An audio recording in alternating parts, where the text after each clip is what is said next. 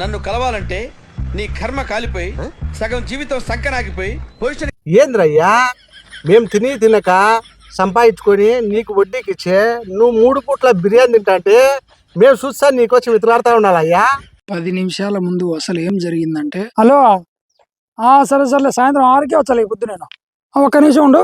నువ్వు పటానన్నా ఏరా హరి, ఏం తిన్నది? బిర్యానీ రా స్వామి, ఆకలేదంటే తెచ్చుకున్నా. కాదున్నా ఈ మధ్య 3 పూట్ల బిర్యానీ తినబట్టినావు కదన్నా. ఒరే బతికేది 4 రోజులు ఆనందంగా తినిపోదాము. సరే కానీ నాకు ఆకలేదని పోయి తింటా ఉంటా.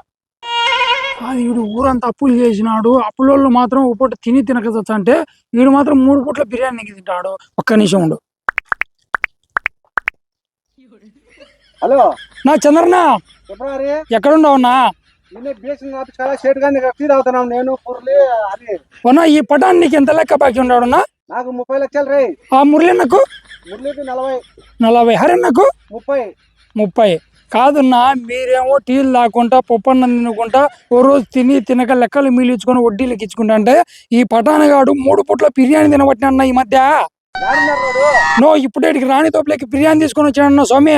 వాని కోసం వచ్చాడని చెప్పి నిలబడుకొని ఉన్నాం. మీరు ఇటు రాండి చెప్తా. తొందరగా రాండి. వాడు మళ్ళీ తొందరగా రాండి. వాడు బిర్యానీ తింటాడు.